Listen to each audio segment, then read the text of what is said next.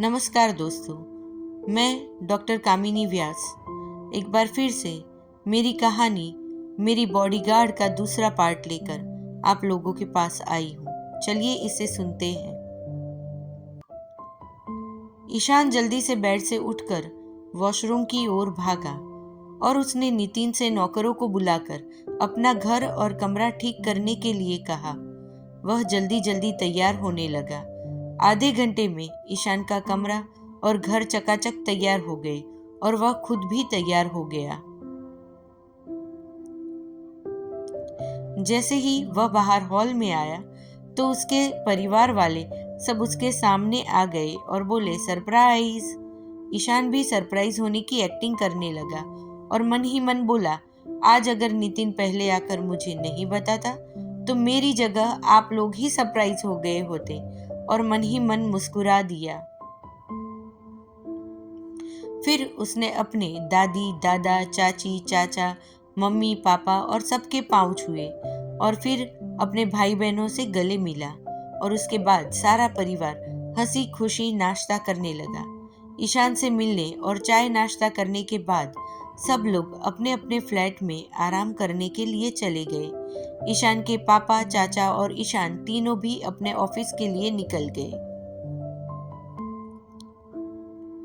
मुंबई का दूसरा इलाका, जहां एक बड़ा सा सरकारी बंगला है जिस पर नेम प्लेट लिखा है commissioner of police Mumbai Shrikant Suryavanshi IPS।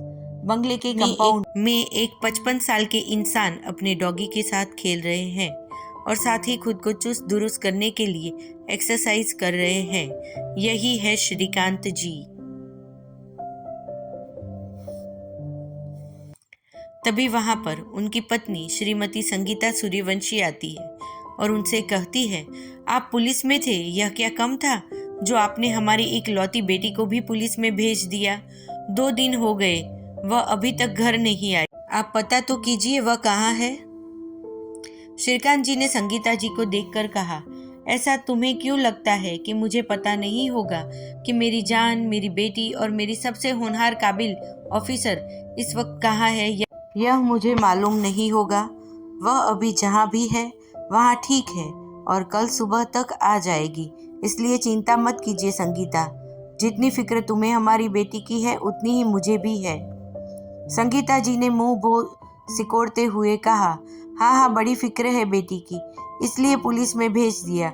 आपको पता है आप तो आराम से सो जाते हैं, लेकिन मुझे उसकी कितनी चिंता रहती है। दिन रात मुजरिमों से घिरी रहती है, घर से ज़्यादा तो बाहर रहती है। उसकी उम्र 24 साल हो गई है। उसकी शादी कैसे होगी? कौन उससे शादी करेगा? कैसे वह अपने ससुराल में रहेगी? लड़कियों की तरह न शर्माती है, न उनकी तरह कोई मेकअप वगैरह आता है। घर का कुछ काम भी नहीं आता, रसोई के मसाले नहीं पहचानती या सब्जी लेना भी नहीं आता है। हर पल नाक पर गुस्सा रहता है।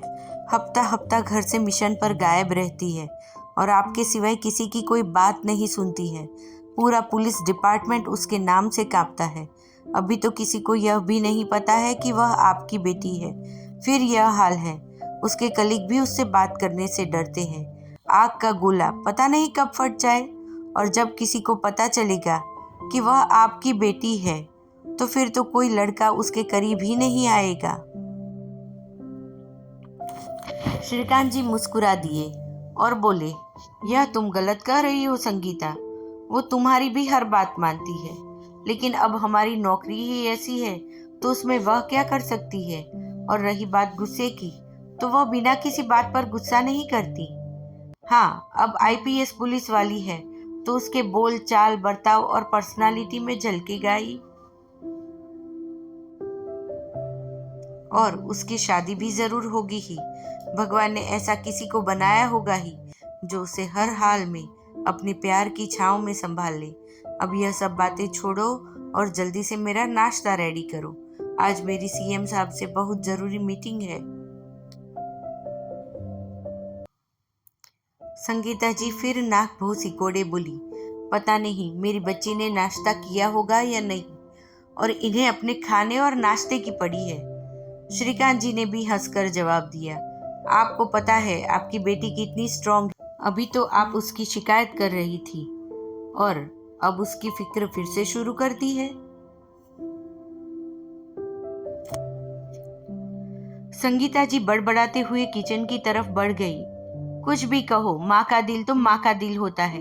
इन पापा लोगों को क्या पता माँ के दिल पर क्या गुजरती है। बच्चे जब दूर होते हैं।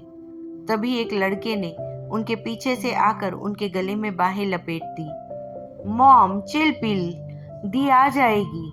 और वैसे भी कल रात को देर से उनका मैसेज आ गया था कि वह ठीक है, आप उनकी चिंता न करें और मैं आपका ख्याल रखूं।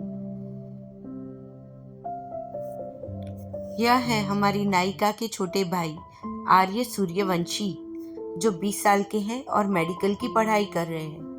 एक और आ गया दीदी का चमचा।